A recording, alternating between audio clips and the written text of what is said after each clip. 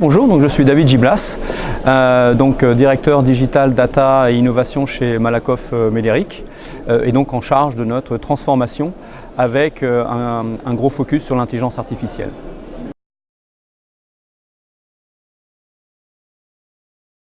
Nous sommes un groupe de protection sociale avec deux grands métiers, le métier de la retraite complémentaire et le métier donc, de l'assurance, santé et prévoyance, et essentiellement d'ailleurs collective. L'assurance par définition c'est un monde où la donnée joue un rôle extrêmement important. Donc très tôt l'intelligence artificielle nous a parlé finalement et aujourd'hui donc on a un usage assez intensif des algorithmes du type machine learning sur des domaines assez variés, assez classiques qui vont du marketing à l'optimisation des campagnes marketing, mais également des domaines plus techniques sur la nouvelle façon de modéliser les risques par exemple, des sujets plus classiques autour de la fraude et enfin un travail assez important sur la prévention et sur l'optimisation des parcours de soins. Donc voilà les grands domaines sur lesquels on travaille d'arrache-pied en matière d'intelligence artificielle. On essaye d'avoir une approche extrêmement industrielle des choses. Ce qu'on essaye d'éviter, c'est d'avoir des approches trop orientées sur des proof of concept qui ne seraient pas déployés au sein de l'entreprise. Donc, par définition, notre enjeu principal, c'est de déployer à l'échelle tous nos algorithmes. Voilà, dans des échelles temps qui sont assez courtes, parce qu'on reste persuadé que, à la fois pour générer le plus rapidement de la valeur et puis surtout bien mesurer quels sont les impacts sur les métiers, il faut rapidement en fait que les algos cohabitent avec l'humain pour transformer les métiers. Voilà, donc ça c'est des fondamentaux assez importants. Donc on a maintenant plus de 4 algorithmes en production, notamment un sur la fraude qui marche plutôt bien et qui nous a permis d'ailleurs de bien comprendre quels étaient les impacts sur les métiers, et puis un autre plus classique autour de l'optimisation des campagnes, donc marketing, qui là aussi nous permet donc d'avoir des niveaux de performance qui sont au moins doublés par 2. Voilà, donc c'est pour nous assez marquant dans en fait la performance qui vient de ces algorithmes et puis finalement dans la transformation, parce que derrière tous ces projets finalement c'est pas simplement que du code, c'est vraiment une transformation donc des métiers et de la façon de travailler pour nos équipes. Voilà, donc ça c'est pour nous quelque chose d'assez marquant.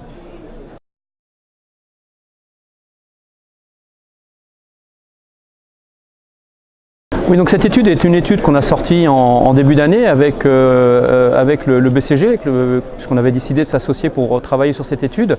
Elle est disponible bien sûr sur notre site internet.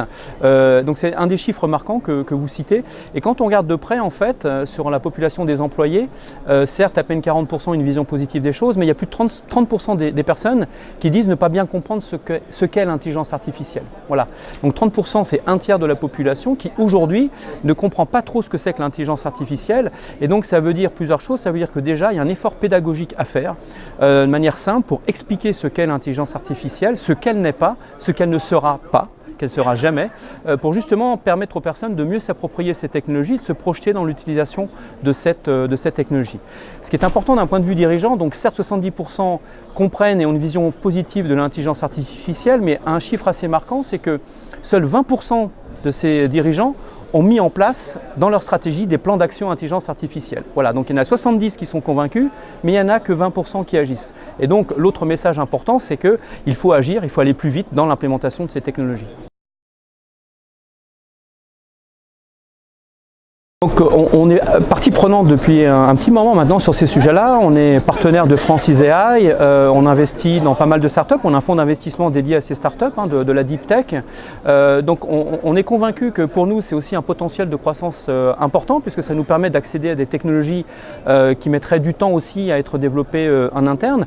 Donc clairement on voit depuis environ une année une véritable accélération, donc une accélération sur la qualité des dossiers, je dirais, une accélération aussi bien sûr dans le financement de ces startups et une accélération peut-être dans les coopérations avec les grands groupes tels que Malakoff Médéric qui sont basés sur des objectifs communs et surtout une réalité donc business qui fait qu'on arrive à coopérer assez rapidement ensemble et de manière efficace pour que chacun y trouve son compte finalement. Donc très positif.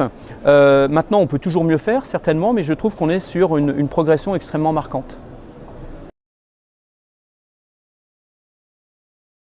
Nous, les challenges, en fait, on en voit un grand sur lequel on travaille depuis le début, c'est le phénomène boîte noire en fait. Donc, vous savez qu'il y a quand même pas mal de discussions autour de ça. Donc nous, on est sur un métier en fait de la santé de l'individu qui est un métier sensible. Donc on ne trie pas des chats et des chiens en gros pour faire simple.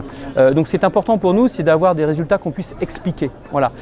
Et donc on met tout en place pour être capable d'expliquer le résultat de nos algorithmes, notamment sur des métiers importants tels que la fraude ou avec lesquels on travaille avec des médecins. C'est important de pouvoir expliquer les résultats de vos algorithmes. Donc pour nous, il y a un enjeu autour de l'explicabilité. D'ailleurs, ça, vous avez aussi un enjeu de transparence, de biais aussi, qui nous paraît vraiment un sujet clé pour nous et sur lequel on travaille fortement pour être certain que l'utilisation qu'on va faire de l'intelligence artificielle est une utilisation qui est à la fois éthique et maîtrisée.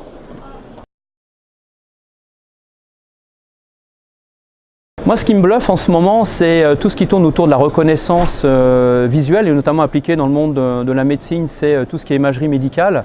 Et ce qui est assez marquant, c'est qu'on a vu qu'il y a quelques mois, la FDA, donc aux États-Unis, a donné son accord donc, de 3 dispositifs d'imagerie qui utilisent des algorithmes de machine learning et deep learning dans l'aide au diagnostic, donc sur des maladies donc, au niveau cérébral, sur des fractures. Et je trouve que c'est assez marquant puisque d'ores et déjà maintenant, les médecins vont pouvoir utiliser des dispositifs d'intelligence artificielle agréés pour faire leur métier. Donc, ce qui montre bien qu'on arrive maintenant au niveau de maturité qui est tel que même le monde de la santé maintenant officialise l'utilisation de ces dispositifs.